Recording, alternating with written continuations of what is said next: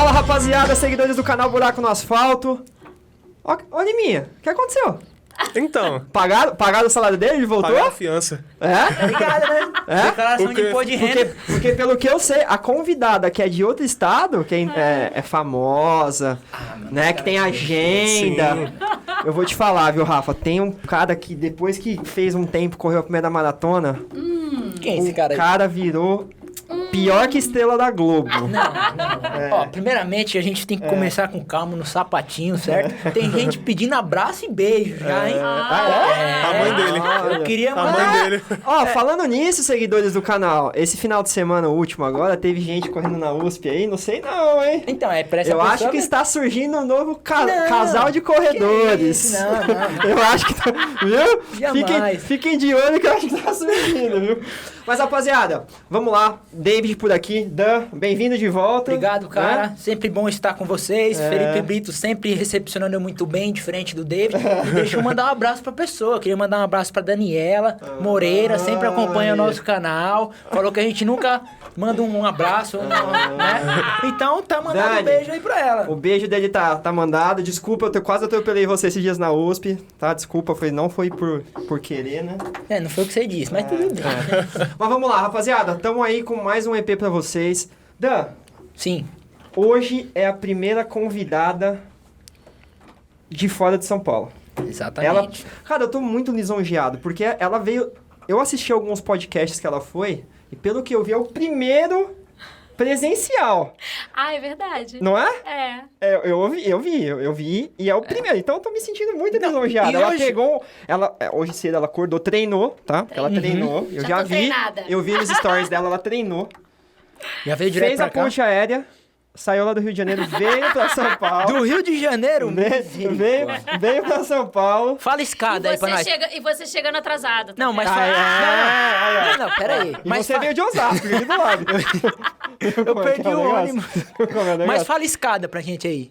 Escada. Aê! Rapaziada, vocês já viram que hoje o negócio vai ser resenha. A nossa convidada tem uma história de vida aí que é super especial.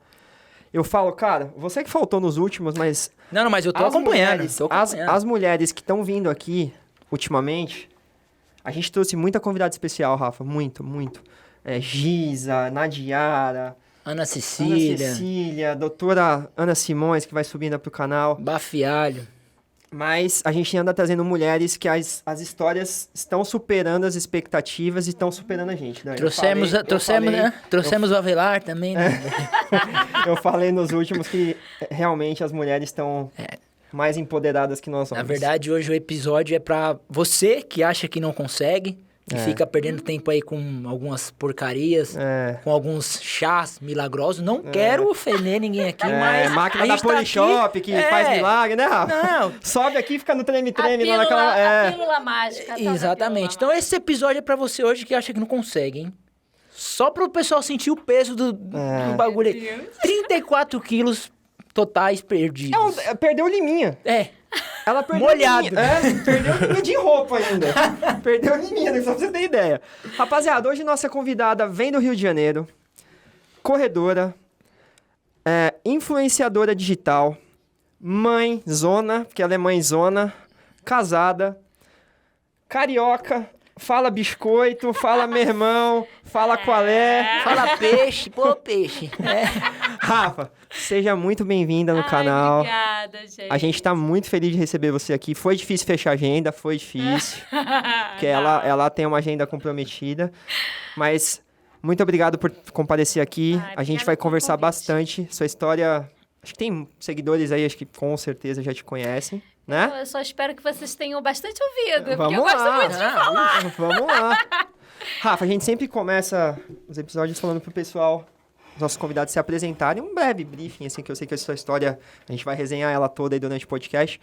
Mas se apresenta um pouquinho pra gente e seja bem-vinda novamente. Obrigada, gente. Bom, eu sou Rafa Arlota, sou publicitária, sou mãe, sou corredora, mas eu acho que tudo isso vem porque eu fui mãe. Eu acho que a virada de chave da minha vida foi ser mãe e que isso trouxe várias coisas para minha história, né?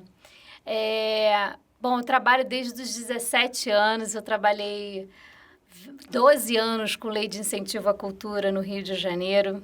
Trabalhava dentro do Ministério da Cultura, quando era cultura. Quando existia um pouquinho Quando mais. existia Ministério da Cultura. Trabalhei com produção cultural durante muitos anos e trabalho hoje em dia com publicidade, que é a minha formação, desde a pandemia. Acho que foi outra virada de chave da minha vida, foi na pandemia. E acho que em paralelo, acho que toda a minha história não foi construída baseada em ser influenciadora digital. Não me intitulo uma influenciadora. Gosto da palavra blogueira porque vem de uma raiz de escrever, e eu sou da escrita, sempre fui conhecida pelos textões. Infelizmente, hoje o Instagram não valoriza os nossos textões. Menos texto, mais, né? Eu passei até a botar meu áudio dos meus textões nos vídeos para ver se as pessoas escutam o que eu gosto de escrever, mas eu sempre fui muito da escrita. Eu gosto muito de conversar, de bater papo sobre a vida, sobre os insights que a corrida traz para a nossa vida. E é isso, assim, continuo trabalhando com publicidade e esse papel de influenciadora digital, de agendas cheias. Famosa. De famosa. Ai, achei que só você global aqui na mesa, viu? Vai. Mas eu acho que esse papel muito profissionalizado do que é isso, vem muito aqui de São Paulo, assim, eu continuo me sentindo a Rafa zoeira da corrida, que termina a prova toda cagada e gosta de resenhar e de tacar fogo no asfalto mesmo, que eu acho que é isso que é meu papel. E aí, quer começar? Ok, a primeira pergunta aleatória... Eu vou deixar, porque... Por quê? 6 anos que o cara não vem fazer um negócio, então, você sabe Será que perguntar ele sabe ainda? Então, eu tô tentando voltar. Eu trouxe até o celular. Ele tá igual carro enferrujado, sabe? Não, sério, eu até peguei o tranco de Vamos lá, novo. Rafa. Vixe, mano. Vamos começar lá do começo. Eu dei uma fuçadinha já pesquisei, e eu vi que você vem de uma família esportiva, né? Os caras nem me servem água mais. Sua mãe praticava corrida, né? Era Isso. corredora. Minha mãe era corredora e acho que ela incentivou a gente a vida inteira a correr e a gente nunca... Eu e minha irmã, que eu digo, mas a gente nunca curtiu muito isso, não. Minha mãe é a parte mais saudável, assim, da família. Sempre foi a que botou salada na mesa. E meu pai vem de uma rigidez muito grande. Ele foi militar, enfim. E depois ele saiu e tal. E ele... Acho que ele nunca mais quis ser tão rígido com isso, assim. Acho que ele queria viver mais a vida, viver mais experimentar. leve, né? Enfim, a família por parte de pai é toda italiana. Então gosta da massa, gosta de comer e tal. A gente passou vários momentos na nossa vida e eu acho que foi aí que veio a construção da Rafa com compulsão, que eu fui entender isso muito depois. A gente passou uma fase da nossa vida com bastante necessidade e outra fase da nossa vida que eles começaram a conquistar novamente as coisas e tal. Por a gente ter passado essa fase de bastante necessidade, que a gente não tinha quase nada... eu me lembro um episódio uma vez da gente dividindo um miojo para 4 pessoas. E depois meu pai queria sempre mesas fartas. Só que eu, enfim, por eu não ter nada antes e depois ter um self-service dentro de casa na hora do almoço, vai de peixe a churrasco, eu queria comer de tudo. E comia de tudo, assim. E esse lance de não pode sobrar comida no prato, sabe? E isso sempre foi uma coisa que estimulou eu comer cada vez mais. Eu estava devorando ali emoções e não sabia. A minha irmã não teve esse problema. Eu acho que foi uma coisa minha mesmo, de devorar emoções. Eu sempre fui uma pessoa muito conectada com isso. E acabei devorando minhas emoções ali. A minha mãe incentivava e eu não. E meu pai não, né? E assim, meu pai, eu me lembro de um episódio da gente comendo, minha mãe querendo que a gente comesse salada. E meu pai falando... meu pai não comendo salada. E eu falei, se meu pai não come, eu não vou comer. E essa informação é uma coisa que eu trouxe para depois, tá? Depois eu conto. Mas aí eu fui uma criança obesa e que brigava com a balança o tempo inteiro. Então, em alguns momentos, eu me exercitava, a minha relação com atividade física e com alimentação saudável era única e exclusivamente para emagrecer. Assim que eu emagrecia, eu voltava todo... enfim, e sempre foi assim durante a minha vida inteira, assim. Acho que chegou uma fase mais na faculdade, que eu queria... Enfim, isso atrapalhava meus relacionamentos. E aí eu resolvi fazer as loucuras que todo mundo faz para emagrecer. Tomava uns negocinhos, não sei o quê. E aí fiquei muito magra. Muito magra, na ponto de uma nutricionista chegar para mim e falar assim... Vamos engordar? E eu nunca tinha ouvido aquilo na minha vida. Caramba. E aí eu falei assim, nossa... Quantos anos você tinha nessa época? Ai, eu tinha conhecido meu marido 18, 19 anos. Não, peraí. Então você fez 2 caminhos inversos. Fiz. Você tava mais cheinha e conseguiu reduzir o peso. Tomando bolinhas. Meu Deus do céu. E depois teve que fazer o inverso. E aí eu nesse dia, eu lembro que eu fui numa creperia, pedi um crepe salgado e um crepe doce, comi os 2. Fui numa loja, pedi uma calça 36, vesti. Nossa, ela vestiu, estou curada. E era nessa confusão mental do que era comida para mim, que eu conheci meu marido, que a gente foi se relacionando e, assim, ele sempre falava, cara, comida não é o objetivo final, é a gente se encontrar, é a gente ver... A minha vida girava em torno da comida, o que a gente vai comer hoje, o que a gente vai... E ele falou, para de tomar esses negócios e vamos viver a vida, né? E a gente foi viver a vida. E aí eu engordei horrores. De novo. Quando a gente foi casar, eu tinha 75 quilos. Já tinha tentado emagrecer milhões de vezes, mas aí eu já tinha pulado de 47 quilos, que era o peso que eu tinha na época que essa nutricionista falou isso pra mim, até 75 quilos, que foi quando a gente casou. E aí a gente casou, eu casei obesa e eu queria ter filho logo. Aí já vem de novo as doideiras da cabeça da Rafaela. E aí, na época, eu coloquei um balão intragástrico temporário, que é como se fosse uma redução de estômago, né? Só que você fica 6 meses com aquele balão.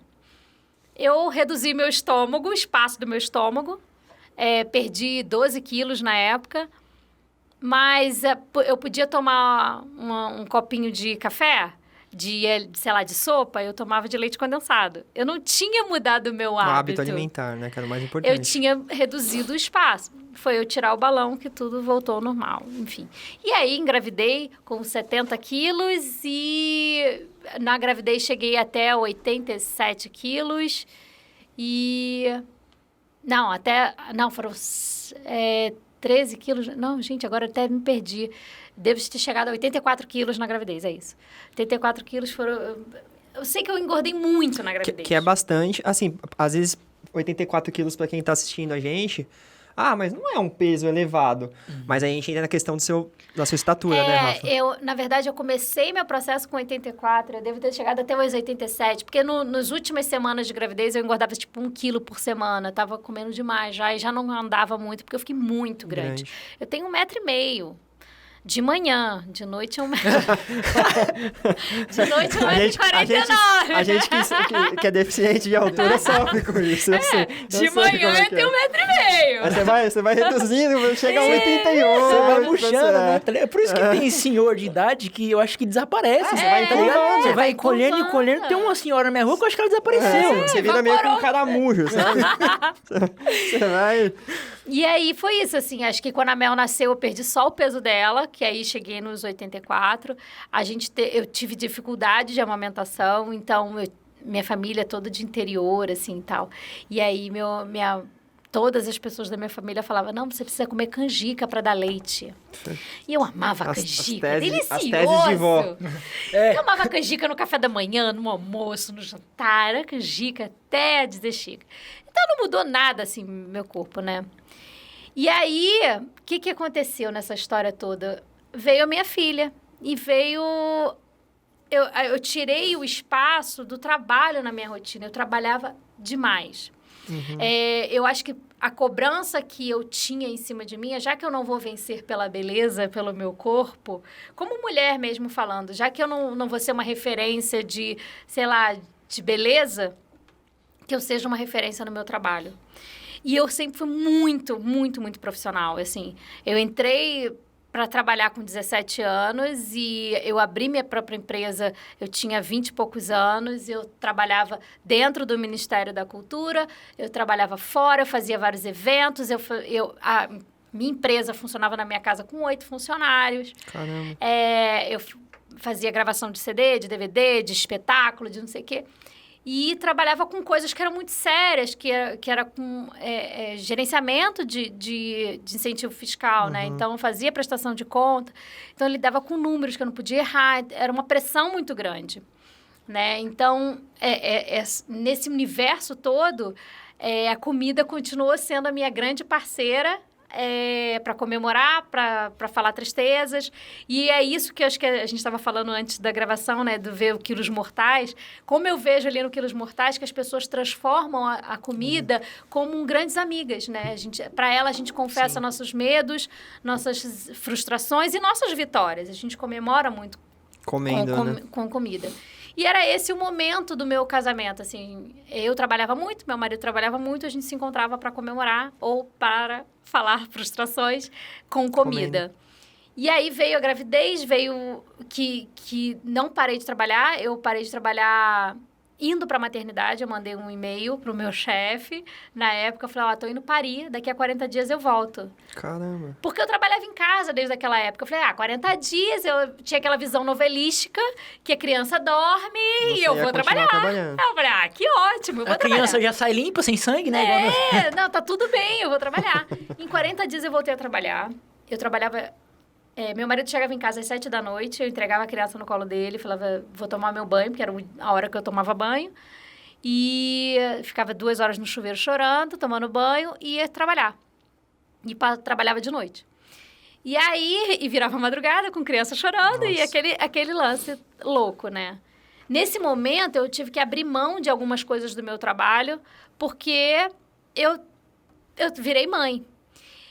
E aí, nesse momento, é que eu não me encontrei mais. Porque, assim, eu construí toda uma imagem de Rafa foda. Profissional foda. Entendeu? Que eu não estava conseguindo ser. Então, quem eu sou? Meio que você perdeu a sua identidade, assim, né? E aí, numa dessas, assim... E aí, foi a grande virada de chave pra mim. Eu tava brincando com a minha filha. Ela tinha uns 3 meses. E eu fiz um barulhinho e ela repetiu aquele barulhinho. Quando ela repetiu aquele barulhinho, eu falei assim... Puta que pariu, ela vai ser tudo que eu sou. Ela vai fazer tudo que eu faço. Ela vai ser o espelho de quem eu sou. Mas quem eu sou nesse momento? Eu abria meu armário, eu não me reconhecia não só nas roupas que tinham ali, ou por elas não caberem ou não. Eu não cabia naquela Rafa antiga. Porque essa Rafa nova com o filho tinha que ter um outro esquema. E aí, naquele dia, eu falei... Meu marido chegou em casa e eu falei assim, amanhã eu vou mudar. Não me interessa se você vai junto comigo, porque ele é magro de ruim. Homens malditos, vocês... Não, calma aí. Que vocês comem e não engordam. Esses dois, no caso. Esses loucos. Eu? Enfim, ele era magro de ruim. E ele não precisava fazer aquilo, se ele não quisesse, entendeu? Mas eu falei assim, olha, eu não quero isso pra mim. Eu preciso ser uma referência pra ela. Não só de estilo de vida, mas, assim, eu tenho que me descobrir novamente nessa história. Eu não quero que um dia... Você não precisa fazer isso agora, mas eu não quero que um dia ela sente numa mesa e diga, eu não vou comer salada porque meu pai não come. E aí ele falou assim, não, tudo bem, a gente vai... Estamos juntos nessa história. E aí eu comecei... Mas o que eu... Na época eu não tinha babá. Eu trabalhava já. E aí eu falei assim, olha, a primeira atitude é trazer uma babá pra minha... Mas eu só quero 2 dias só.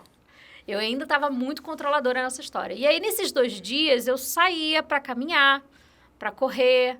Às vezes, levava ela no carrinho pra passear.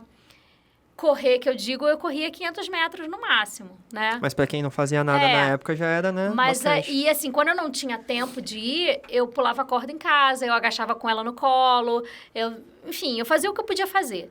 E como nesse momento eu não podia fazer muita coisa em níveis de atividade física, eu mudei a minha alimentação. Mas eu acho que o grande segredo naquela época, pra mim, é que eu não fui focando num peso. Óbvio que eu queria perder peso. Não vou ser hipócrita e dizer que eu não percebia aqueles números ali. Mas eu acho que meu foco principal foi descobrir o que era bom e o que era ruim, porque eu precisava ensinar aquilo para minha filha. Então, eu trabalhava com o celular na mão, eu tomava 5 latas de refrigerante, 3 latas, sei lá quantas latas de refrigerante por dia. E a primeira coisa que eu fui impactada na internet foi que eu vi uma matéria, que eu nem sei se era sensacionalista ou não, que o nosso corpo demora cerca de 1 mês para se recuperar de uma lata de refrigerante. E eu falei, porra, eu tomo 3 por dia. Se uma demora 1 mês... Eu falei, caraca, se eu tirar, então assim... Aí eu pensei assim comigo, vou negociar comigo. Se eu, em vez de 3, tomar uma só... Daqui 1 mês eu tomo outra, né? Aí eu falei... E aí, assim, eu sabia, a gente é sabido o que a gente faz de merda na nossa rotina. Eu comia bolo, aqueles bolos prontos, industrializados, de nozes, que não é nozes... eu comia no café da manhã, no intervalo da manhã, depois do almoço de sobremesa, no lanchinho da tarde. Eu acabava com um bolo daqueles Em um num dia. Eu falei assim, mano, se eu tirar esse bolo e diminuir o refrigerante? Cara, em uma semana, eu parei de ter dor de cabeça, eu parei de ter mau humor e eu comecei a ter mais energia. Aí, isso foi virando algumas chavinhas. Então se eu tirar essa lata que eu tomo todo dia e tomar só no final de semana? E se eu trocar o pão francês pela torrada integral durante a semana? E se eu Aí eu fui negociando comigo e estudando muito sobre comida. E em nenhum momento você estava com um profissional com você? Não, nesse momento não. Quando eu cheguei, assim, quando ela estava com uns 5, 6 meses, eu fui o primeiro nutricionista. E aí, porque eu achei que eu não emagrecia, porque tinha algum problema hormonal, que a gente também se culpa. É coisa do genético. Aí ele falou assim, Rafa, começa a anotar, desde a água, 1 semana só, que eu quero que você anote. Que tudo que você come no dia. Aí eu descobri que eu tinha toda vez eu passava na cozinha e comia alguma coisa. Podia ser uma comida saudável, que fosse um pedaço de tomate. Mas você comia. Eu comia o dia inteiro.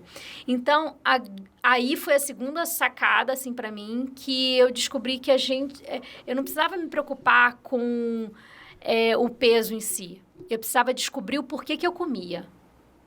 Então, meio que você continuava com uma certa compulsão de continuar comendo. Quem tem compulsão, traz a comida para ocupar um espaço que é de outra coisa. Não tá claro pra pessoa ainda, né? E aí eu descobri, cara, porque como eu tirei toda a Rafa profissional da minha vida, e assim, grande parte da Rafa profissional, eu trabalhava muito menos, sei lá, 1/3 do que eu trabalhava antes, eu não me sentia capaz. Eu não me sentia foda o suficiente para ser uma mulher foda e uma referência foda. Então, eu falei, a comida passou a ser o lugar onde eu me confortava por não estar sendo foda. E aí, em paralelo a isso, entrou a corrida. A primeira vez que eu saí para correr, que foram 500 metros, eu voltei com uma cara de felicidade, porque naquele momento que eu fui correr, eu não estava sendo nem a Rafa empresária, nem a Rafa mãe, nem a Rafa esposa, nem nada. Eu estava só sendo eu. Dane-se, era um sol de meio-dia no Rio de Janeiro. Nossa. E eu fui pra orla correr. 500 metros, voltei muito feliz e me senti muito foda. Eu falei assim, olha, e se eu trocasse o foda de um lado para o outro foda? Então, e eu sempre fui uma pessoa que gostei de me desafiar. Então, se eu corri 500, eu falei assim, amanhã eu volto e vou correr 600. E assim eu fui. Isso foi em 2013, até 2015, meu foco era correr 10 quilômetros. Sem parar. E assim, eu conquistei isso antes até. E em 2015, eu estava correndo 10 quilômetros em 53 minutos. E foi a primeira vez que na academia, correndo, quando eu terminei de correr, um professor veio falar comigo e falou assim, Rafa, você corre bem, você devia procurar um treinador. Eu nunca tinha ouvido falar de treinador. Eu via corridas de ruas e não achava que era para mim. Porque para mim, corrida de rua era para profissional. Eu não achava que qualquer pessoa podia ir lá correr. Então, quando você fez esses seus tempos que você está falando, você fazia em treino mesmo, não era nem prova. Era tudo em treino. E aí, na academia, não corria muito na rua. Na rua eu corria no final de semana e raramente. Mas eu corria muito na academia, porque era onde a rotina me permitia fazer, assim, né? E aí, eu fui até os 10 quilômetros, eu só queria correr 10 quilômetros. Quando eu contratei o primeiro treinador, em 2015, eu falei pra ele, eu só não quero correr mais do que isso. Eu só quero correr 10 quilômetros muito bem. Muito forte. Aí ele, não, beleza, vamos começar a trabalhar, não sei o quê, babá. Como é que a corrida entrou na minha vida, essa história de corrida começou, assim? Uma amiga minha de faculdade que me incentivou. Meu tio era nadador e ele fazia aquele circuito Rei e Rainha do Mar, que corre na praia e nada. E ele falou assim, pô, você já tá correndo, sua mãe gosta de correr, vai fazer a praia enquanto eu vou nadar e tal, e a gente se encontra, nananã. Eu falei, olha, que legal, né, vou lá. Mas assim, só foi por causa dele, porque porque eu ia correr com a minha mãe. Aí na hora que tocou a buzina, eu desembestei naquela praia, corri 4 quilômetros rápido pra caramba, assim, pra mim. Aí quando eu cheguei, eu falei assim, cara, que maneiro, cheio de família. Olha, não é pra todo mundo. Aí encontrei uma amiga minha da faculdade da cachaça e ela falou assim, caraca, tu aqui? Eu falei assim, pô, tu aqui? Ah, coincidência? Não... Não, a gente não sabia. Aí ela, porra, vamos fazer uma corrida de rua. Aí eu falei, pô, não faço esses negócios, não sei o quê. Eu conheço essa droga aí. Eu só corro na praia. Aí eu falei, tem alguma de 10K? Aí ela falou assim, não, mas tem uma de 16. Vamos fazer? Aí eu liguei no dia seguinte pro meu treinador, falei assim, olha, tinha uns 2 meses, assim, pra fazer. 2, 3 meses pra fazer. Aí, pra treinar pra isso. Aí ele falou assim, olha, Rafa, de 10 pra 16... dá pra gente conseguir subir seu volume e tal, não sei o que, babá. Então, a primeira corrida de rua que eu fiz foi de 16 km. E eu fechei num tempo de 5:15 de pace. Eu corri bem na época. Cilada, hein? E aí, isso que foi a merda, porque aí eu cruzei ali de chegada e falei assim, aí já era. Quem faz 16 faz 21. É isso mesmo. Aí fiz o erro do corredor de se inscrever nos Também. 21. Não, comigo foi ao contrário. Eu corri 5 quilômetros, o cara falou assim, não, quem faz 5 faz 42. Eu falei, tá bom. Dá vontade de bater num ser humano assim, né? Dá. Mas aí esse foi meu começo de corrida. Falei pra caramba, né, até chegar aqui. Ô, Rafa, que é isso? deixa eu te perguntar. Você relatou desde o começo a questão que o alimento pra você era mais ou menos um... Preenchia um vazio que você sentia, assim, quando você era menor, tudo. Aí vem uma pergunta pra mim, porque geralmente quem tem sobrepeso se sente indisposto, muito indisposto, né? Você, pelo que eu ouvi falar, você tinha energia, porque você trabalhava bastante, cuidava da sua filha. Como era lidar com tudo isso e estando com sobrepeso? Olha, na verdade, eu sempre fui uma pessoa muito enérgica. Eu acordo cedo não porque é da corrida, não. Minha mãe me odiava quando eu era criança. Porque eu sempre acordou cedo? Sempre acordei cedo. E eu sempre tive muita energia. Só que a minha energia acaba às 6 da noite, tá? Fazer prova de rua de noite acabou pra mim. Eu preciso dormir de novo, tomar 20 energéticos pra ir de noite. Porque eu não tenho a menor condição de fazer nada de noite comigo. Eu só ia pra balada pra pegar homem, porque eu não tinha a menor condição, eu não via a menor graça. Eu adorava o carnaval porque tinha matinê. Era de dia, né? Era de dia. Eu já tinha pegado, todo mundo chegava em casa pra tomar banho, pra sair de novo. Eu, não, vou ficar aqui, tô de boa. Já peguei o suficiente, já tá ótimo pra mim. E aí, assim, eu sempre fui uma pessoa muito enérgica, mesmo com sobrepeso. Eu tinha preguiça pra fazer outras coisas, assim. Pra trabalhar, eu nunca tive preguiça. Porque eu realmente gostava muito do que eu fazia. Eu era muito boa no que eu fazia. Eu desencantei com a minha profissão na pandemia, que eu já não via mais sentido em fazer aquilo que eu estava fazendo. Mas foram 12 anos que eu tive uma carreira muito boa, sabe? Assim, eu conquistei muita coisa, eu era muito referência no que eu fazia, eu era muito conhecida no que eu fazia. Então, e eu era muito nova e isso me enchia o peito, assim, de falar que eu sou foda pra caralho, porque eu sou novinha e tô batendo os velhinhos ali que fazem isso há anos, entendeu? Mas eu sempre tive muita energia, assim, eu acho que isso não foi um problema pra mim, sabe? Eu tinha preguiça, sei lá, de sair à noite, eu tinha preguiça de fazer uns rolê, sei lá, aleatório, assim, vamos sair pra caminhar. Eu não gostava, não queria. Só ia, só malhava, só fazia atividade física mesmo pra perder peso. Não tinha um prazer em fazer aquilo. Aquilo não era uma coisa legal pra mim. E acho que isso foi uma coisa que eu gostei de construir durante esse tempo agora, assim, de encontrar uma atividade que seja prazerosa. Eu acho que eu tive uma sorte de que, de cara, eu encontrei a corrida, que é uma coisa que realmente me conectou comigo. Porque eu costumo falar isso no meu perfil. Meu perfil tem uma gama diferente de públicos, né? Tem muita gente que vem no meu perfil por conta da perda de peso. Tem uma galera que veio por conta da maternidade, que quando a Mel era pequenininha eu compartilhava muita coisa a respeito disso. E depois a corrida foi ganhando um espaço muito grande maior, né? dentro do meu perfil. Eu até fixei aquele antes e depois, porque muita gente nem conhecia a minha história, de onde que vinha. Achavam que você já era referência por causa da corrida, né? Exatamente.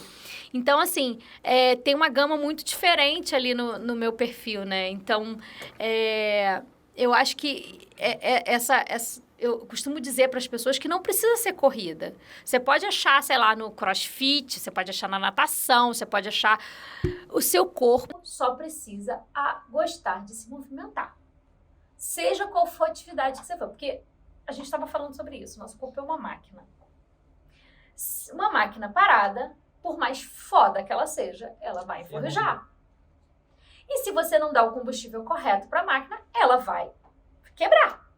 Então, se você não aprender a dar o combustível certo e botar a máquina para girar, mano, vai quebrar. Uma hora vai acabar.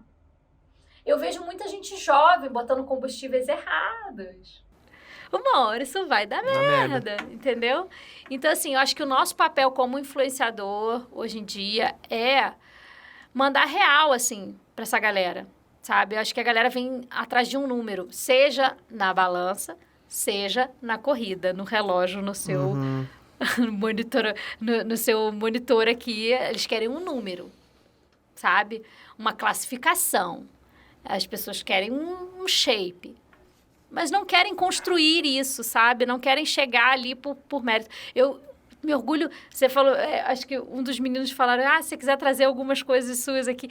Cara, eu me orgulho tanto de todas as minhas medalhas, de todos os meus troféus, porque realmente eu construí aquilo ali, sabe? Eu acho que eu tenho muito orgulho de ter sido uma mulher obesa pra caramba e conseguido chegar num nível de performance muito bacana.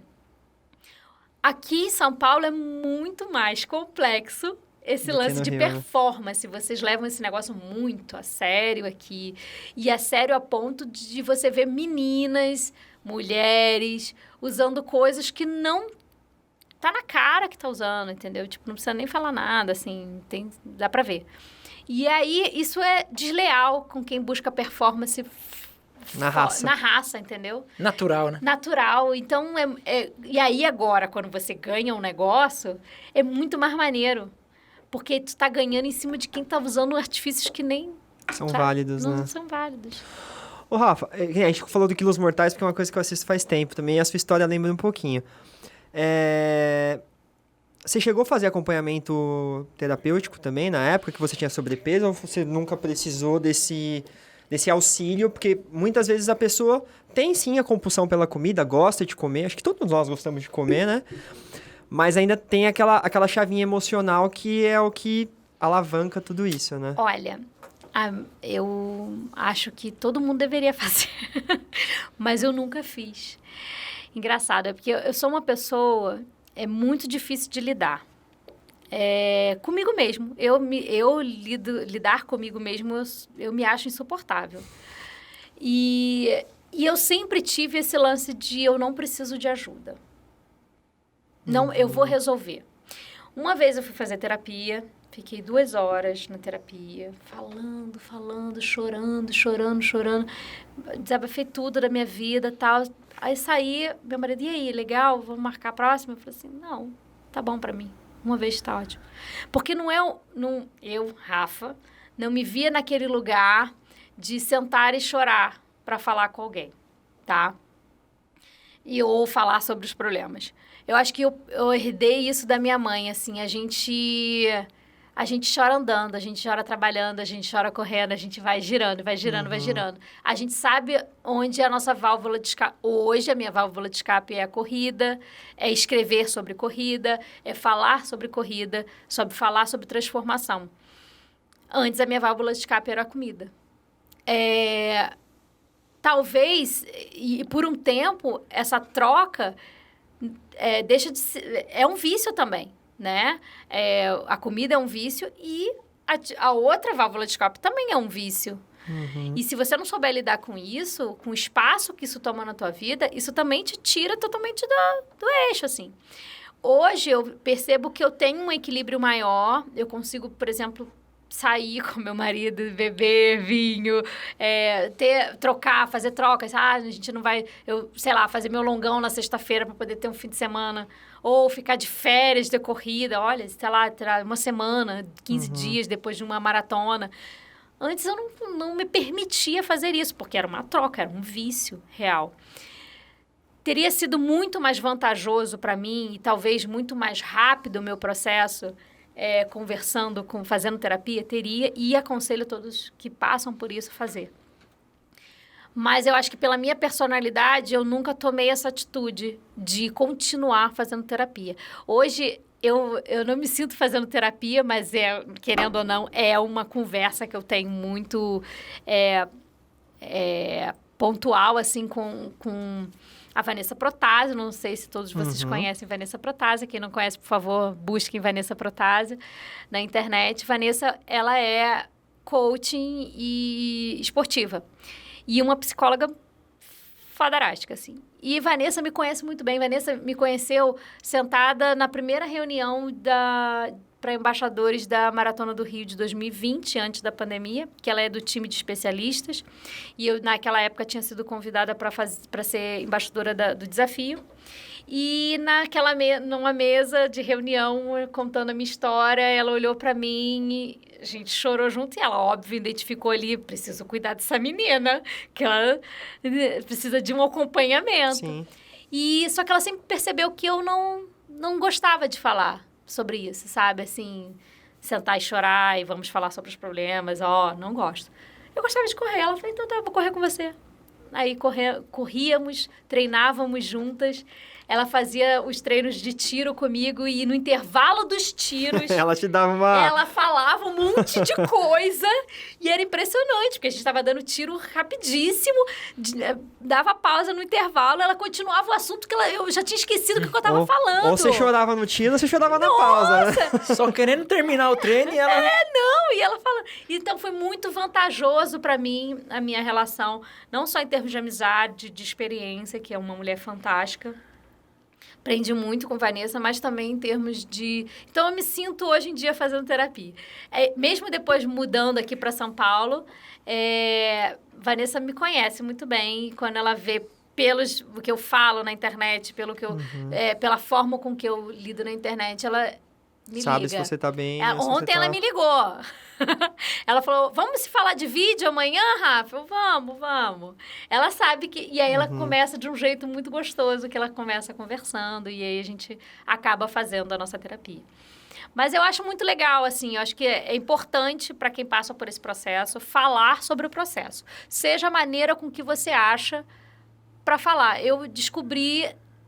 o Instagram começou para mim como um diário. Até porque quando eu entrei no Instagram...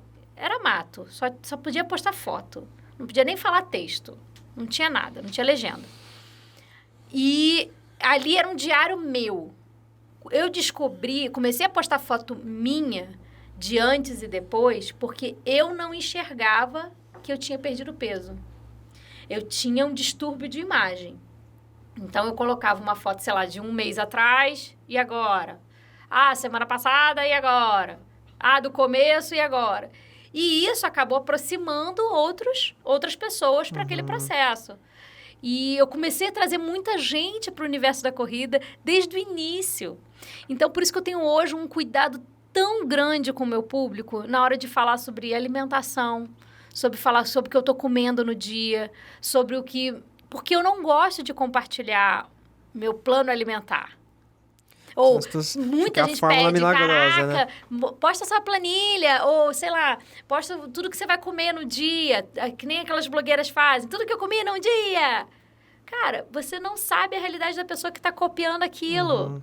E quando você está falando com pessoas que precisam perder muito, que pessoas que precisam mudar muito a sua vida, já, né? Elas acreditam em qualquer coisa. Na inocência mesmo. Tipo, a Rafa é tão inspiradora, cara, ela come tudo aquilo num dia. Aí a pessoa vai tentar copiar o que eu como num dia, num momento diferente. Sim. Físico, mental, de rotina e tudo mais, e vai se frustrar e vai falar, nossa, é mentira que ela consegue fazer aquilo. E é difícil. Então, eu tenho um cuidado muito grande com o que eu falo. E eu acho que essa responsabilidade eu trago também para a corrida, sabe? Porque eu sei que é preciso de muito cuidado também para incentivar alguém a fazer uma atividade física. Ô, Rafa, você que passou por um processo grande de perca de peso e também conseguiu introduzir o esporte de uma maneira boa na sua vida. O que foi mais difícil lá no começo? Parar de se alimentar da maneira que você se alimentava, cortar os vícios que você tinha, ou introduzir o esporte? O que doeu mais lá no começo? Cara, que louco. Não sei o que doeu mais. Eu acho que por ter sido tão gradual e tão consciente, acho que uma coisa foi puxando a outra, assim. A partir do momento que eu sentia que comendo menos doce, eu tinha menos preguiça, menos dor de cabeça e corria melhor. Quando eu corria melhor, aquilo me incentivava a, no dia seguinte, comer menos besteira. Ainda. Então, assim, eu acho que tudo eu fiz a roda girar. Eu acho que a pessoa ela não tem que ficar preocupada em quanto ela precisa tirar e quanto ela precisa perder. Ela tem que fazer a roda girar. Naturalmente, eu acho que o corpo vai ensinando. Eu acho que quando a gente faz as coisas com bastante calma, sem pressa, sem... um projeto de 21 dias. Projeto verão, 3 meses, não sei o quê. 15 dias, vamos secar. Não. Quando a pessoa coloca esse prazo, ela acelera o processo que não dá tempo da tua cabeça entender... Assimilar, né? A mudança. Eu precisava que a minha cabeça entendesse que sem o doce... 2, 3 dias, no 5º dia, eu vou estar muito melhor. Eu precisava entender que com a atividade física, meu dia rendia mais depois. Por que meu dia rendia mais depois? Aí eu comecei, por que eu me sinto tão enérgica depois que eu corro fazendo uma atividade física que teoricamente deveria me cansar? Porque aí eu comecei a estudar sobre isso, sabe? Então, a gente tem uma ferramenta hoje... poderosíssima que é a internet, que a gente pode usar para o mal como a gente pode usar para o bem. Eu, como trabalhava com o bebê no colo e o celular na mão, eu estava aqui com o celular na mão. Vamos lá, cara. Vou pesquisar. Por que a atividade física era boa? Por que o refrigerante era ruim? Por que o álcool é ruim? Por que o açúcar? E se eu trocar o chocolate ao leite por chocolate 50? Aí depois eu fui trocando por 70. E hoje eu só como chocolate 85. Raramente. Eu só vou comer com chocolate doce. Sei lá, um brigadeiro numa festa. Mas o chocolate 85 hoje, pra mim, super... Te atende, né? Se eu comer um Milka, eu vou ficar com dor de cabeça. Muito doce. Chega até dar dor de cabeça, dá enjoo pra mim. Então, assim, eu acho que eu dei tempo pro meu corpo entender aquilo, tanto a alimentação quanto a atividade física. Então, eu não sei o que foi. Foi mais difícil colocar na minha rotina a atividade física por conta do espaço que ela não tinha dentro da minha vida. Então, assim, minha vida, ela tinha um espaço de cuidar de um bebê, trabalhar, cuidar de um bebê, trabalhar, cuidar de um bebê, trabalhar. Onde eu vou inserir essa bosta? Não tem espaço aqui. A partir do momento que eu aprendi a pedir ajuda a primeira vez, quando a minha filha nasceu. Porque foi a primeira vez que eu falei assim, opa, acho que se eu tiver uma babá vai facilitar algumas coisas. E aí, foi a primeira vez que eu enxerguei que eu precisava ter espaço ali, entendeu? Então, assim, acho que foi mais difícil colocar na rotina a atividade. Mas o que doeu mais, eu acho que as duas coisas doem. Não existe... sair da zona de conforto sem dor. Isso é muito clichê, mas é real, assim. Zona de conforto você não constrói nada. Zona de conforto é linear. Você vai continuar ali, deitado. Você experimentar, fazer uma curva, você vai ver outras paisagens, outras coisas, mas aí você vai parar de deixar de estar deitado, né? Eu falava muito que o nosso cérebro, ele precisa descobrir outra zona de conforto, sabe? O que é o meu conforto hoje? Eu troquei o conforto do sofá para o conforto da corrida. E isso o cérebro foi entendendo aos poucos. Que eu descanso na corrida, que eu raciocino na corrida, que eu tenho insights para o meu trabalho, para a minha vida, para o meu humor na corrida. Mas isso demora um tempo, porque no começo o corpo vai pedir, volta pro sofá, Rafa. Lá tava mais gostoso. Lá tava mais gostoso, lá a gente não precisava fazer nada. Uhum. Mas não, aos poucos você tem que mudar essa chavinha. Isso também serve para quem está buscando performance. Isso serve para quem, tipo, quer quebrar uma nova distância, sabe? Eu acho que você precisa ensinar um outro conforto. É aprender a trabalhar, encontrar conforto no desconforto. Desconforto. Entendeu? Aí eu vou entrar na minha segunda, no próximo passo.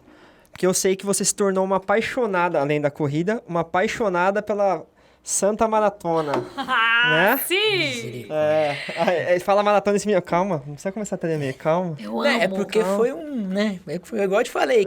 Esse aqui, não, quem corre 5, corre 42. Eu falei, tá bom. Falei, vamos, é gostoso. É uma delícia. Rafa, como foi a sua trajetória na corrida? Você falou que você correu a primeira prova de 16, depois você sentiu aquela adrenalina de, eu quero mais. Como foi essa trajetória sua, desde a sua primeira prova de 16, que você sentiu aquela sensação de cruzar a linha de chegada, até você fazer a sua primeira, segunda, terceira, 7, quarta? né? Vai pra 7, maratona. Vai pro oitava agora. Oitava? Olha, meus primeiros 16, minha primeira corrida de rua foi em 2016. Então, eu já corri aí há 3 anos, né? 2013 que eu comecei a correr e tal. E aí, eu fui fazer minha primeira prova com 3 anos de corrida de rua. E Isso é errado, viu? Porque a maioria da galera que vem aqui começou a correr sexta, ontem. Aí tem um amigo, olha, tem um negócio que chama corrida de rua, vamos. É tipo isso. Se inscreve na Track Field. É isso. Aqui tem várias, né? Tipo formigueiro. E aí, eu fiz essa de 2016 e fiz a loucura de me inscrever numa meia, que era 2 meses depois. E esse é o grande erro da galera, assim, porque não é quem faz 16 faz 21. A não ser que você já corra 16 há bastante tempo, você vai fazer 21. Uhum. Como eu só corria 10 há 3 meses antes e puxei para o 16, na verdade, meu volume sempre foi de 10. Então, de 10 para 21 é um salto muito grande em pouco tempo. E aí, eu tive a primeira lesão. Eu tive uma lesão da banda iliotibial. E aí, quando teve os 21, eu já tinha voltado a correr. O médico já tinha liberado eu voltar a correr, só que eu não estava mais correndo para 21. Nem tinha treinado para 21. Meu treino do dia era 13 quilômetros lá. Aí eu falei, mas eu vou pegar o kit. Mas vou fazer os 13 quilômetros na prova. Tem estrutura de água. Aí meu marido, então beleza, vou te esperar de bike nos 13 quilômetros. Quando chegou nos 13, ele falou, tá de boa? Eu falei, tô de boa, acho que eu vou mais um pouquinho. Aí fui, quando chegou no 19, eu tava na merda. Total, assim. Aí, do 19 pro 21, eu fechei. Mas eu fechei muito ruim, assim. Eu tive, sei lá, conjuntivite nos 2 olhos depois. E, tipo, minha unidade foi lá no lixo e tal. E, assim, eu fiquei muito mal. E aí, meu treinador me deu um esporro na época. Onde que foi essa prova? Foi a de agosto, a Internacional do Rio, a meia que saía lá do... Misericórdia. E chegava no aterro. Saía do São Conrado e chegava no aterro. Se você achou ruim a que você correu, você não pegou. E era Mas chegava no quente, aterro era também. tarde. Não, e era tarde, porque Largava largava 9 horas. tarde. Era, A largada era às surreal. E aí, eu terminei essa prova com 2 sentimentos. Preciso me fortalecer. Não, achei que era de ódio. Não. Eu sou do desafio, cara. Eu falei assim, nessa porra não vai me vencer assim, não. Segundo, eu não corro nessa velocidade. eu tenho que treinar direito para fazer um 21 na minha velocidade. Aí, beleza. Eu falei assim, treinador, pode marcar. Vou fazer a Rio City, que é aquela que eu te falei que era terrível, aquela prova. Terrível no sentido do calor, né? Ela é muito dura. E aí, isso era em 2017, maio de 2017. E aí, fui treinar de agosto, que foi até maio de 2017. No deserto. Quando chegou no Réveillon de 2016 para 2017, eu quebrei o cóccix. Nossa. Caindo da escada. E aí eu falei, ai, que lindo, 3 meses sem correr. Eu voltei a correr... 3 meses? Véspera da prova, praticamente. 1 mês correndo, eu fui fazer a prova. Então, não foi os 21 que eu esperava. Foi, enfim, uma prova duríssima e tal. Aí eu, de novo, falei pro treinador, olha só, eu vou botar uma meta e vou fazer esta bosta direito. Aí o treinador falou assim, tá bom, mas não quebra mais nada. Aí ela falou assim, então beleza, então me dá uma margem. Aí eu marquei, tipo, meia de Floripa, que era no final do ano. E era novembro. Eu falei assim, então tá, então tem de maio até novembro pra zerar qualquer tipo de lesão e correr muito bem. E aí foi a primeira vez que eu consegui fazer um ciclo de treinamento certo. Cheguei lá, fiz o meu tempo. Fiz em 1h45 a meia. Aí eu falei, agora sim, é isso que eu quero e tal. Aí todo mundo que entra na corrida começa a perguntar, e a maratona, quando vem? Eu falei, cara, não sei, não sei se quero, não sei se quero. Nesse dia... eu tava com uma amiga que ela já tinha feito uma maratona, e aí a gente foi almoçar depois lá em Floripa, e ela falou assim, e a maratona, Rafa, quando sai? Nesse momento, foi a primeira vez que acendeu uma luz na minha cabeça, e falei assim, cara, eu acho que eu quero fazer. Dali, eu já entrei no site da Maratona do Rio, porque eu queria fazer na minha casa. Aí me inscrevi para a Maratona do Rio de 2018, que foi a minha primeira maratona. Mas... até chegar na Maratona do Rio, eu fiz outras meias e tal, oficiais mesmo, não só meias no treinamento, mas eu precisava me colocar mais tempo à prova em resistência, né? Mas eu treinei para fazer a Maratona do Rio de junho de 2018. E aí começa a minha história com a Maratona do Rio. Porque a minha chegada foi uma chegada muito forte, porque a minha filha estava lá, e ela é muito pequenininha na época, e aí uma amiga minha me trouxe ela até a mim, e a gente correu junto no final, e aí eu peguei ela no colo, e aí ela tava chorando muito, porque todo mundo começa a gritar, vê criança correndo ali, começa a gritar, e ela se assustou com aquilo, eu peguei ela no colo, corri com ela no colo, e eu tava exausta, tava ferrada, e aí eu não consegui, enfim, botei ela no chão e terminei a prova. Essa foto e esse vídeo rodou o mundo da corrida ali do Rio, né? Então, chegou na mão de uma produtora que trabalhava com a Maratona do Rio, chegou na mão do João e tal, não sei o quê. E aí, em 2019, eu fui fazer a Maratona de Porto Alegre, fiz uma baita prova, e a Maratona do Rio era, tipo, final de semana seguinte, sei lá. Geralmente é uma semana depois. E aí, eu fiz a Maratona de Porto Alegre fortíssima, fui lá, fiz um tempasso que foi meu RP por um tempo, eu fiz em 3h35 lá. Fiz fazer a meia do Rio para acompanhar uma amiga que estava fazendo o desafio pela primeira vez. Então, eu corri o 21 com ela. No dia seguinte, eu corri 5 dos 42 com ela. E aí, eu gravei tudo isso, assim, eu filmei muita coisa, fiz muita coisa para eles.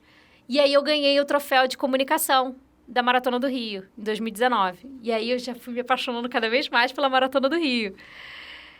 E aí, nesse ano, eu fiz Porto Alegre, em 2019, e depois fiz a Buenos Aires, logo em seguida. Caramba, 3 meses depois. Foi puxado esse ano pra você, então, hein? 2019 foi o ano que eu acho que eu mais fiz prova na minha vida, assim. E as lesões? E aí, eu não tinha lesão nenhuma. Que bom. Eu tava muito forte, foi o ano que eu peguei alguns troféus, e eu tava muito feliz. E aí, eu fui fazer Buenos Aires. E aí, eu fui fazer Buenos Aires, eu tava desgastada, óbvio. Meu corpo não tava acostumado a fazer 2 ciclos de maratona, e a quantidade de prova que eu tava fazendo. E um dia antes da Maratona de Buenos Aires de 2019, eu fui almoçar, comi um prato, dividi um prato com meu marido. Eu passei mal e ele não. Eu tive uma intoxicação alimentar. Passei mal a noite inteira, vomitando tudo e tal. Fui fazer a maratona assim mesmo. Só que eu sabia que eu não ia fazer o meu melhor tempo. Eu estava preparada para fazer meu melhor tempo e não tinha condições. E aí, no meio da prova, quando foi assim, nos 20, acabou minha energia, porque eu não conseguia tomar gel, que eu vomitava, não conseguia beber água, que eu vomitava, nada, tudo eu botava pra fora. E aí, no 20, mais ou menos, eu mandei uma mensagem pro meu marido e falei assim, eu vou desistir. Aí ele falou assim, cara, não desiste. Ele nunca tinha me visto desistir de nada. Não, caminha, Rafa, esquece tempo, vai brincar na prova e tal. Todos esses relatos que eu vou falar pra vocês são coisas que ele me falou, algumas eu lembro, outras alguns amigos me contaram. Porque eu tenho lapsos de memória dessa prova. Essa prova foi muito dura, eu quase morri nessa prova. E depois disso, eu não conseguia mais correr direto. No 24, eu estava no meio-fio, caminhando, sem saber onde eu estava e sem saber como ir embora, porque eu não estava vendo ambulância, eu não sabia nem se eu ia falar com alguém. E aí, nisso, passou um amigo meu de um canal de corrida, que é o Tobias, do Correndo Mais, e ele estava gravando a prova. E aí, ele encostou em mim e falou assim, o que está acontecendo? Eu falei assim, cara, estou muito mal. Aí ele falou assim, não, vou com você até o final. Eu falei, pô, não vai fazer isso, Tobias, você tá bem, cara, vai embora, a prova é tua. Você tá gravando, você veio contratado aqui pra gravar um negócio. Aí ele, não faz sentido terminar essa prova sem você. Você vai até o final comigo. Nisso, a gente foi tentando conversar e tal. O Léo meu marido conseguiu uma bike do Itaú lá e me encontrou no 28. Dali pra frente, eu não lembro. Ele mandava eu correr um momento, outros eu andava e tal. E eu cheguei muito desorientada, tive hipotermia, tive uma pá de coisa. Quando eu saí daquela prova, e esse 2019 foi um ano que eu me vi muito forte na corrida. Em termos de velocidade, de performance, eu estava conquistando muita coisa. Para mim, que veio de uma obesa, sabe? Aquilo era muito emblemático para mim. Então, eu achava que as pessoas gostavam de mim porque eu era forte na corrida. Eu entendia que eu era rápida. Essa era a questão que tinha na minha cabeça. Quando eu vi essa prova, que eu terminei essa prova, eu falei assim, cara, eu não sou velocidade, eu sou resistência. Eu preciso de um desafio de resistência para provar para as pessoas que eu sou resistência.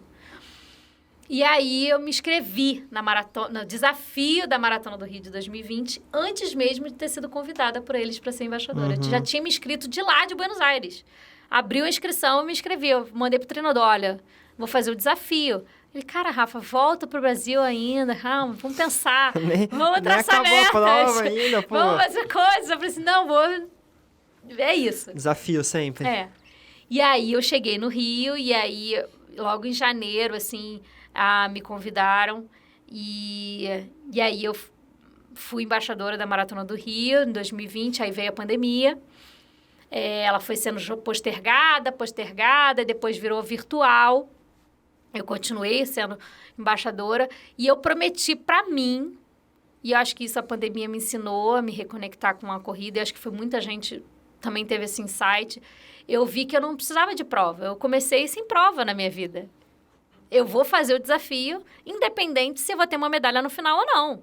Dane-se. Eu me propus a fazer aquilo, eu vou fazer.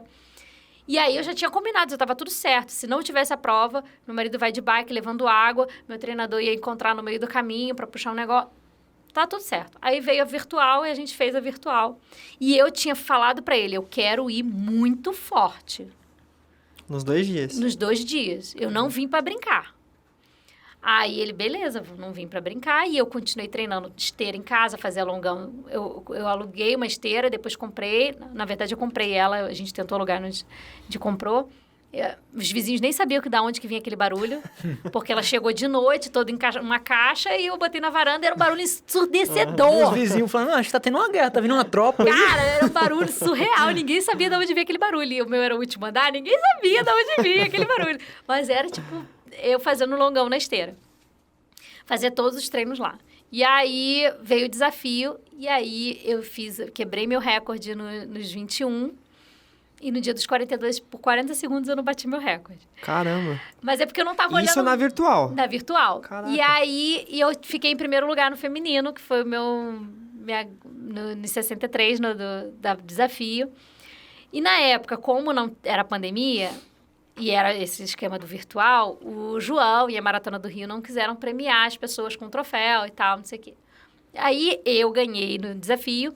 A Babi Beluco, que era embaixadora dos 21, ganhou nos 21. E ela falou assim, putz, Rafa, a gente não vai ter nosso troféu, né? Porra, primeiro lugar geral, cara. A gente podia ter nosso troféuzinho. Eu falei assim, olha só, eu vou fazer. Vou pedir permissão pra Maratona do Rio. Você mandou fazer um troféu?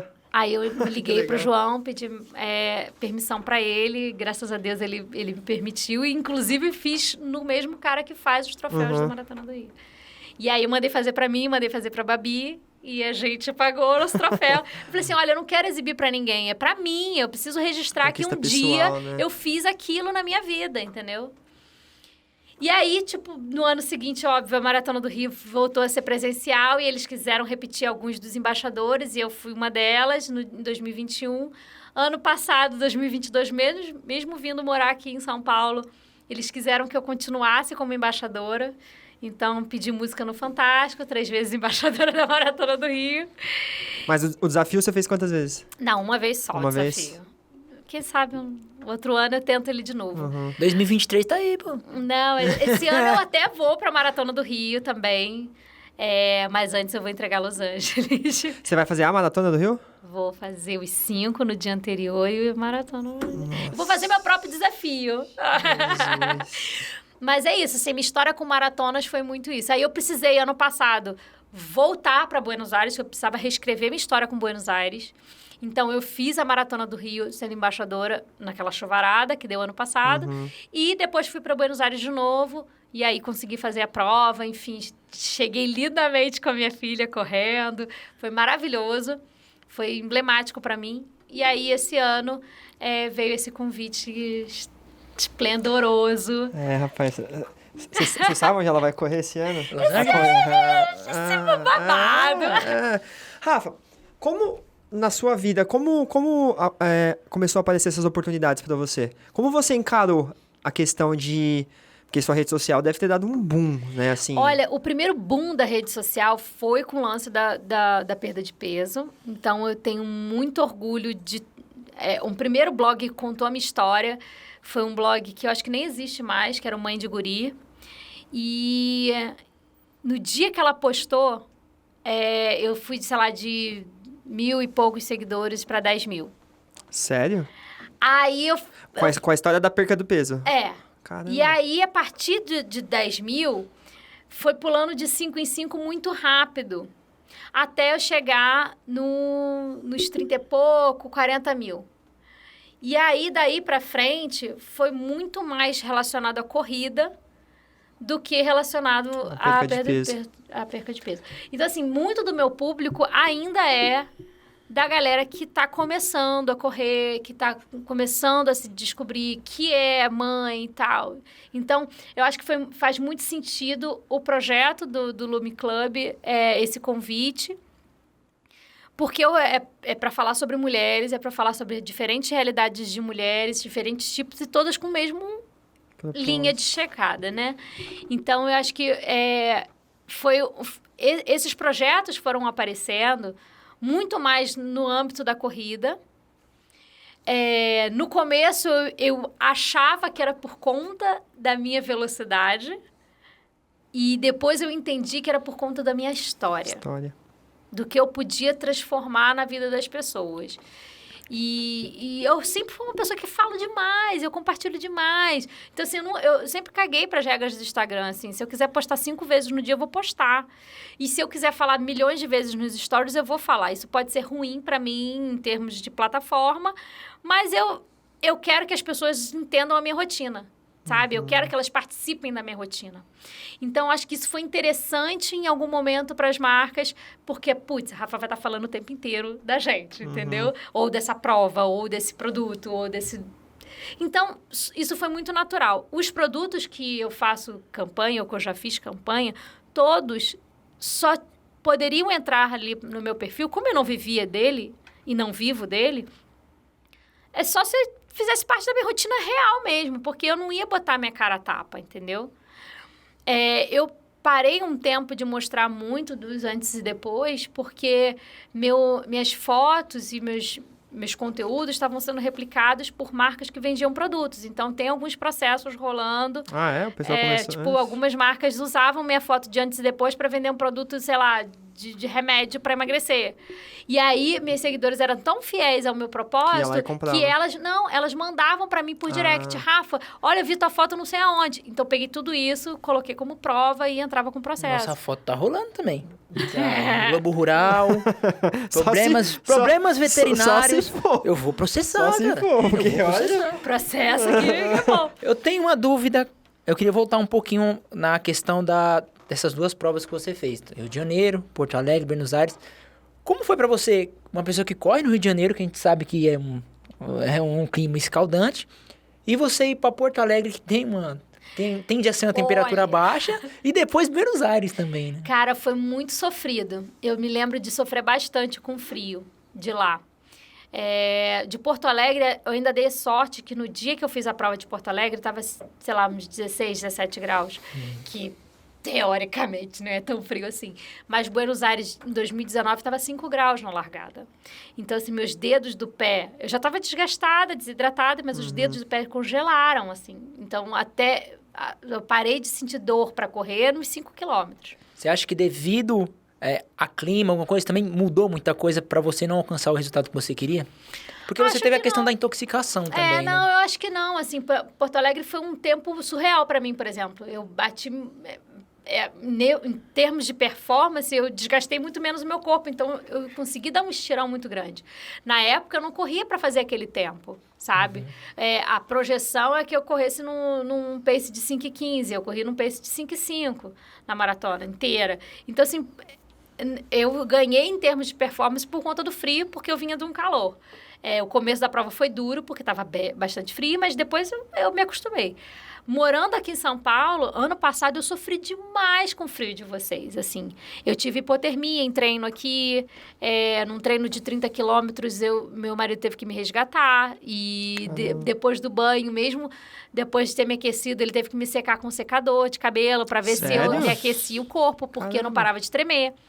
Porque eu saí para correr aqui com 7 graus. E o frio de São Paulo é um frio muito cortante. E eu imaginava assim, putz, sei lá, qualquer frio de qualquer lugar, você sai pra correr, no meio você já aqueceu o corpo, aí beleza, ok. Cara, nesse dia do treino de 30 quilômetros que eu tive hipotermia, eu saí pra correr, tava 7 graus, depois ele subiu pra 9 graus, ali dentro do parque, eu tava fazendo no Ibirapuera. Quando deu 20 quilômetros, o meu corpo tava molhado e eu não tava aquecida. E aí eu comecei a congelar com frio. E aí eu não conseguia mais render, assim, eu não conseguia correr, meu maxilar tava doendo, tava tudo travado. Dá uma cãibra aqui, né? Foi difícil ligar pra ele, ia falar, vem pro parque, que eu tava ferrada. E aí nos outros treinos que eu fiz, ele passou a ir... por exemplo, para a USP, ele botava minha filha... A gente não tinha rede de apoio aqui com quem deixar minha filha, né? Então, ele acabou não me acompanhando em muitos treinos por conta disso. Mas nesse, a gente fez uma cama no nosso carro e eles iam 5 horas da manhã para o parque. Ela ficava na USP, ela dormia atrás e ele ficava do lado de fora do carro, tipo, me dando suporte com água, para eu não ter que ficar indo dar muitas voltas no frio. Eu ia num pedaço, voltava, num pedaço, voltava. Porque eu não me acostumei com esse frio de São Paulo. Vocês têm 90% do ano de frio, cara. O máximo de frio que eu tinha pego no Rio, uma vez, num dia super atípico, foi 10 graus. Mas, assim, super atípico. Foi um negócio que aconteceu no Rio de Janeiro. Porque o frio do Rio, com 20 graus, a gente tá botando bota. Cachecol, entendeu? É muito difícil. Então, assim, pra mim, a adaptação com frio... Aí, dessa vez, fazer Buenos Aires, pra mim, foi tranquilaço. Já tava mais habituada. Porque já. até o frio... Tava fazendo o quê? Sei lá, 12, 13 graus. Depois subiu um pouquinho. Tava super de boa. Perguntas aleatórias. Frio ou calor? Calor. Ah, você vai perguntar isso pra uma carioca, cara. Eu gostava do calor. Depois que eu corri no frio, no Rio, Deus me livre. Eu já fiz um longão com a temperatura de 37 graus. Olha que delícia. Então, essa era Parauapebas? Não, essa era uma pergunta que eu ia fazer. Eu tive no Rio faz pouco tempo, fiquei uma semana de férias agora no final do ano lá. E eu tava saindo pra treinar cedo, 7. Só que, Rafa, Não dá. cara, sério. Não, às 6 da manhã já tá 30 graus. Aí eu fiquei pensando, eu falei, cara, se eu fosse carioca, eu morasse aqui no Rio, eu não sei se eu faria uma maratona, primeiro, porque... A gente já tá adaptado também. Eu acho que é Que isso, horas vocês assim. treinam, Rafa? Porque, tipo assim, assim, ó. preciso ter um longo de 30, um exemplo. Eu saía pra correr 5, começava o longão às 5 da manhã. Mas já Porque não tá era a quente, época, era a hora que abria a bike do Itaú. Porque meu marido pegava a bike pra me acompanhar. Então, às 5 da manhã a gente começava. Na época da pandemia, que a gente tinha que ir muito, muito, muito cedo pra não ter ninguém e tal, não sei o quê. Aí eu já cheguei o desafio da maratona que eu fiz, eu comecei os 2 às 4h30 da manhã. Os 2 eu comecei às 4h30 da manhã. Então, quando eu terminei, tipo, quase não tinha ninguém na rua. Eu terminei na meia maratona, as pessoas não tinham nem acordado ainda. Sabe? Então, eu saía para correr de noite mesmo. Várias vezes ele usava a lanterna da bike para poder iluminar o caminho, porque eu não sabia nem onde eu estava pisando. Principalmente se eu fosse correr na lagoa, que a lagoa tem alguns trechos que não tem nem iluminação direito, assim. E isso é uma questão que vocês são muito bem servidos em São Paulo, assim. De lugares Por pra exemplo, correr, você vai né? treinar no Ibira, o Ibira é totalmente iluminado, cara. A pista é boa. A USP eu não digo tanto, mas o Ibira é perfeito para correr. Só que você fica dando giro de 500 voltas lá dentro, mas ok, tipo... Eu já fiz um buraco ali naquele Ibirapuera. O longão mais longo que eu fiz lá foi de 35. 35 km dentro do parque? Eu não aguentava mais. Quantas voltas você deu? Nem me lembro mais. 60. Porque a volta que eu dou tem 5 quilômetros. Mas, assim, tem uma hora que eu já cansei. Eu já tinha corrido para um lado, tinha corrido para o outro. Aí eu comecei a ir por dentro, algumas coisas. Mas, assim, aí é chato, entendeu? Tipo, mas esse dia foi bem pesadão, assim. Esse final de semana eu tava correndo e eu comecei a pensar em algumas coisas. Porque, tipo, geralmente quando o nosso treino não é tão bom, a gente começa a fazer algumas reflexões, né? E, Rafa, você sendo mulher, isso não cabe nenhum comentário machista, tá, gente? Mas eu ando admirando cada vez mais as mulheres que conseguem performar com o tempo. Porque, cara, chega num nível que eu falei até pro meu pai, falei, eu já fiz 8 maratonas, parece que quanto mais maratona eu faço, mais difícil fica os treinos. Devia ser o contrário, devia ficar mais fácil, né? Todo mundo fala isso assim, você que já tem mais experiência, eu falei assim, cara, experiência não existe. Sabe? Tipo, em termos de maratona, um treino é assim, ó, o que gira em torno contra a gente, né? Assim, cada ano que passa, nós envelhecemos um ano, né? Isso não tem como mudar. É assim, e isso, para a mulher, a questão hormonal é muito grande. O envelhecimento, a gente briga com os hormônios mensalmente. Treinar em época de TPM é um inferno. Só que, assim, o que eu penso, né? Todos os treinos constroem, tá? E eu sei que faz muito parte, pra mim, eu já nem ligo mais se eu tô de TPM ou não. Eu vou treinar. Se eu conseguir entregar, bem. Se eu não conseguir entregar, bem também. Porque eu vou levar essa experiência de resistência, de quilometragem rodada, entendeu? De experiência de uso de suplementação, de hidratação, de roupa que eu usei, o tênis que eu usei, enfim. Tudo isso é experiência de treino. Então, eu não consigo... porque vocês aqui em São Paulo, vocês brigam muito com performance treino a treino. Muita gente, eu vejo muita gente querendo RP em treino, sabe? Porque precisa mostrar que correu muito forte naquele final de semana, que correu muito não sei o que naquele final de semana. Mano, vai ter dia que eu vou correr muito mal, como foi esse final de semana agora. Eu corri muito mal. Eu corri bem até os 15, 16, depois a cólica apertou, depois tudo... E aí, seja o que Deus quiser. Mas seja o que Deus quiser, entreguei a quilometragem que estava pedida. Isso é muito importante num ciclo de maratona. Porque não vale pra gente. Eu não tô treinando pra ser fundista, eu não tô treinando pra fazer 5K na porrada, ser campeão que da você prova. não tem margem de erro. Entendeu? Porque 5K tu não tem margem de erro, mano. Se tu respirar errado, tu perdeu. É isso. Respirou errado no 10K, fez a curvinha meio torta aqui, você ferrou. Meu treinador já abandonou prova porque ele errou. Ele errou. for olhar, tropeçou, já perdeu o pódio, desisto da prova. Porque ele vai para competir mesmo, entendeu? Então, assim, a gente não. Nós somos seres meros mortais, amadores, corredores. A gente não pode deixar se engolir por performance. Óbvio que todo mundo quer performar. Mas o que é performance para mim? É ser o melhor que eu posso naquele dia. Dentro da realidade daquele ano. Desse ciclo. O que eu posso pensar num ciclo de maratona no calor? Mano, não vou correr no mesmo ciclo de maratona no frio.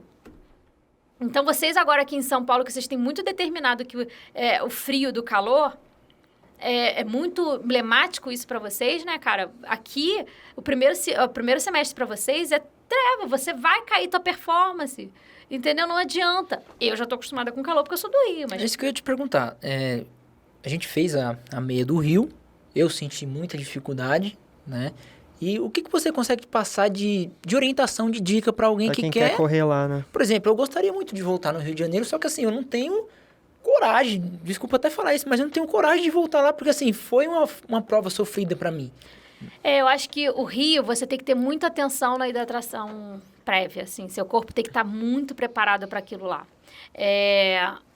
Cápsula de sal é um negócio que precisa ser usado no Rio de Janeiro. Ou você toma alguma coisa que seja parecida com cápsula de sal, né? Alguma coisa que aumente seu nível de sódio para segurar. Você vai ficar um balão antes da prova para sustentar a desidratação. Porque o Rio, quando pega na desidratação, acabou. Sim. Acabou. Não tem como se recuperar desidratado. Não tem como recuperar. Você não vai entregar. Começar a fazer alguns treinos mais tarde aqui em São Paulo também pode Ajudam, porque você vai simular um pouco a temperatura que você vai pegar lá. Mas não é nem questão de temperatura, porque assim, o Rio é mais úmido. Então, você vai desidratar mais, assim. Aqui você sente mais o calor secando a boca. Sim. Lá você não vai sentir secar a boca. E é essa que é a questão. Você precisa se hidratar muito. Lá você soa mais, né? Então, você vai botar muito mais sódio, muito mais coisas, sais minerais e tudo mais pra fora. Pô, admiro quem corre lá, viu, cara? E assim, Porque... lá, tipo, é comum você ver as pessoas correndo de top ou sem camisa, porque, assim, precisam refrigerar o corpo, sabe? E precisam, realmente, é um calor muito grande. Então, assim, você precisa trabalhar seu corpo pra isso, assim. E a hidratação não começa num dia antes, entendeu? É a semana inteira, você tem que cuidar disso. É muito mais atenção ao que você come, ao que você ingere, do que em termos de tênis, do que você vai usar, entendeu? Porque aqui vocês estão muito mais preocupados com isso, assim. Porque isso faz diferença aqui. Aqui, lá não... O que funciona aqui não pode funcionar. Porque lá, se você tiver quebrado por desidratação, seu tênis vai fazer a menor diferença, entendeu? Não vai fazer. Tua roupa não vai fazer a menor diferença. O gel motherfucker que você vai pegar não vai fazer a menor diferença. Com certeza entendeu? não. Se você não tá preparado para aquilo, ferrou. E muita gente deixa para ir pro Rio, tipo, de véspera. E aí pega avião, e aí ou pega carro, ou enfim, aí come tudo errado no avião, e aí não leva rotina séria, aí vai lá, chega no Rio, eu Rio, vamos pra praia! Ai, no sol, torrando, mar, cervejinha, pô, tô no Rio, no cerveja. É isso, aí vai querer chegar na prova pra performar, mano? Não vai! Não então vai. eu tenho que ir pro Rio sem o David. Diminui as expectativas sobre a performance. O cara quer ir pro Rio e quer ir pra Lapa de noite lá. Aí é difícil. Condição, Lá no Beco do Rato. Nossa, a menor condição. Mas é isso, assim, eu acho que Rio é fantástico para correr, porque estratégias mentais, né, durante a corrida, falando em corridas de longa distância, assim, o efeito visual de uma prova, você se distrai muito mais rápido, né? Então, assim, você desconecta um pouco do que você tá fazendo, tá olhando, caralho, mar... Putz, olha que maneiro, olha ali o Cristo, e tem fotógrafo pra caraca. Então, assim, tipo, você posa, aí você olha, muita gente gritando, muita gente torcendo. Então, é bacana por isso, assim, porque é um trajeto que tem muita pessoa passando, né, mesmo, então, torcendo.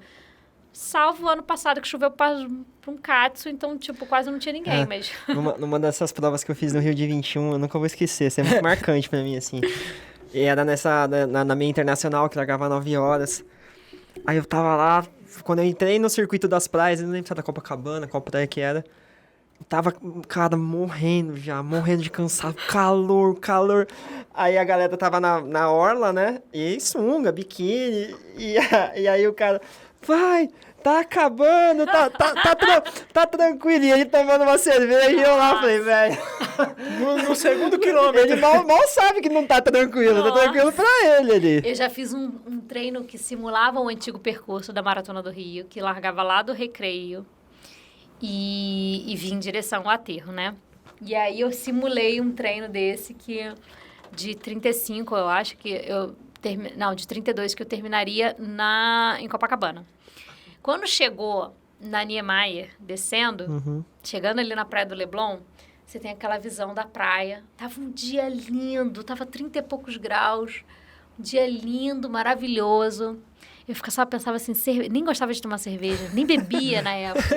Mas eu olhei aquela praia, eu falei assim, caralho, cerveja. Eu só queria isso agora. Gelada. Eu lembro que eu peguei o telefone, liguei pro meu marido e falei assim, tá onde? Ele tô acordando. Eu falei assim, cara, pega o biquíni, que eu vou trocar de roupa dentro do carro. Eu não vou nem pra casa. Vem pra praia que tá foda, o mar tá foda, tô acabando esta merda. Mas é assim, foi E eu quero tomar cerveja. Ele, Rafa, são 9 da manhã. Eu falei, eu vou tomar cerveja! Ô, Rafa, pra gente partir pros finalmente. Da sua trajetória, você hoje, a Rafa hoje, 2023, olhando lá atrás, a Rafa sedentária, que passou por tudo que passou, workaholic, com o nascimento da sua filha. Qual é o maior legado que você traz pra você, assim, hoje, pessoa? E pra quem te segue também, óbvio que você já explicou que você teve essa mudança de postura porque você quer deixar um legado bom pra sua filha, né? Mas você, pessoal, você fala assim, putz, hoje o meu maior legado não é ter perdido um peso. Não, eu acho que eu queria ganhar saúde para ver minha filha crescer, ter filhos, me dar netos e... Correr maratonas. E correr atrás dela. Eu acho que meu sentido todo nesse foi que ela criasse uma relação com a alimentação e com a atividade física diferente do que eu tive, porque eu sofri muito. Eu me fiz de forte no trabalho, profissionalmente, ou estudando e tal, porque eu queria dizer para alguém que eu era foda. Porque ninguém me fazia foda. Porque eu sempre era gordinha, ou era baixinha, ou era engraçadinha e tal. E nunca fui a mais bonita da turma, nunca fui a mais popular. E nesse lugar, eu queria que a minha filha se fortalecesse com isso, assim...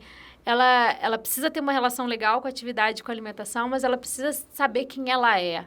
E eu descobri quem eu sou hoje, e para mim foi muito emblemático, inclusive, trocar de emprego em 2020, que foi outra virada muito de chave para mim, porque eu sei hoje o que eu quero falar, sabe? Eu sei onde eu quero estar, eu sei o poder da minha fala para as pessoas, e isso causa um certo medo para mim, mas também me impulsiona muito mais, assim.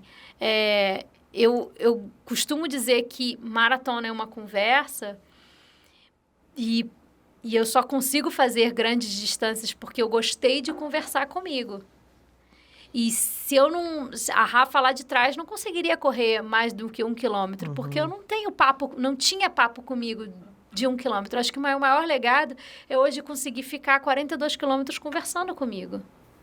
De uma maneira tão fantástica que eu termine a prova falando assim, putz, eu queria conversar mais.